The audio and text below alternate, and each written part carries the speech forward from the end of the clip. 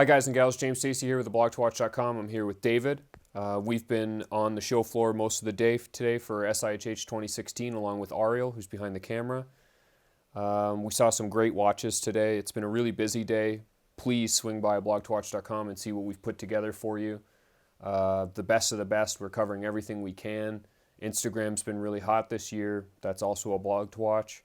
And let us know what you think in the comments of these videos. We're going to try and do a daily recap where we just kind of break down our favorite watches from the day, the things that kind of stood out, and try and bring you in the fold, give you a reason to know what to look for when you get to the site or cruise through Instagram. So I would say kind of the first one I saw today that really stood out for me was at a meeting we had with Panerai. I checked out the 42 millimeter 3-day Acazio. Please don't correct my pronunciation in the comments. I don't care. I don't know if I'm saying that correctly, but I think it's pretty close. Yeah. Really cool watch, 42 millimeter 3-day P4000 movement, white dial, kind of a tan lume treatment. Sits pretty low, it's not too thick, very comfortable on a nice kind of medium brown strap. I thought that was a really killer piece and one that kind of stood out because you don't often get a chance to see Panerais that are 42 millimeters. So you can really see that overall the proportions still work at the smaller size, which means the proportions work on, say, my wrist. If I have a wrist that can support, say, 45, 47 or higher Panerai. Yeah, price was out there at 10,000, but other than that, it was a pretty cool piece. This has been a really busy first day. Actually, I was really impressed by all the new releases that we saw today and this year. It's a much bigger year than it was last year. I mean that was pretty strong, but this year is just really up there.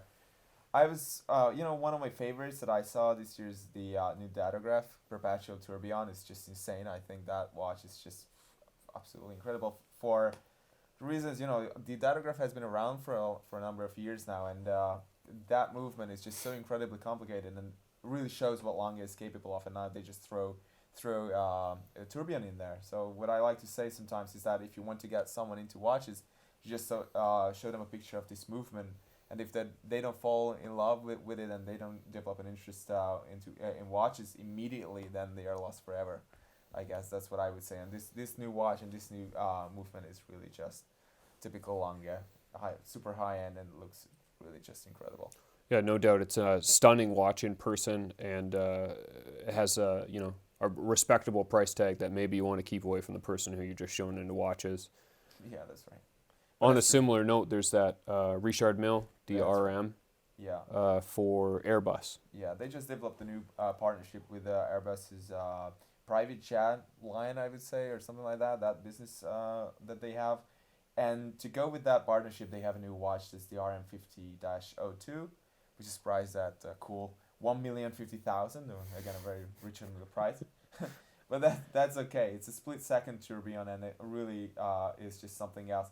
What they style it after, they said that they've worked with one of the designers and engineers of Airbus, and Richard Mille personally worked together with him. Anyway, the result is a watch that is styled after basically the window of the side window actually of an Airbus jet. And it sounds kind of silly, but when you see it live or when you see it in the metal, it really is just something it works else. really well. Yeah, so we will add just some snippets here from our hands-on video. Yep. Also in the airplane general theme, big year for IWC, revamping a lot of the pilot line. My favorite of the bunch was the Time Zoner, which basically what they've done is they've taken kind of an extension of their world timer, and they've used a mechanical, functionality within the bezel to actually jump the hours as you travel. So you get a world time bezel that can actually be pressed down and turned and will jump your hour settings as you move from one time zone to another, and that's complemented by a locked 24-hour hand that tells you AM and PM, as well as a chronograph and a 68-hour power reserve. It's 45 millimeters wide, 16.5 millimeters thick, and $11,900. So given a really unique function set, well priced, obviously still expensive, but that's the game with in-house IWC stuff, especially when they have a fancy setting. Yeah, that's right. Moving on up, as far as complication is concerned, Audemars Piguet has released their Super Sonnery. a very humble name for a very humble watch. You will see that it looks quite, with the Royal Oak concept case that has actually been around for, I don't know, like 10 years or so. Yep. It's not your typical Royal Oak at all, but it's quite wearable actually. And the whole point of this and the Supersonary concept, which is based on their RD1 from last year, is that they wanted to create a minute repeater watch that is actually really quite loud. And when you put the watch on the wrist and you slide the slider setting to the left side of the case, you start hearing this chime, and it really is one of the loudest ones I've ever heard. Yeah, definitely. So they have raised the case back a little bit, so there are some openings so that the sound can come out and basically just travels right underneath the watch, and you really can hear it in a way that you can with few other watches, unless you just really pull them close to your ear. But I think that's what stood out for us today. If you saw something else that you really liked online and you want to see more, let us know in the comments.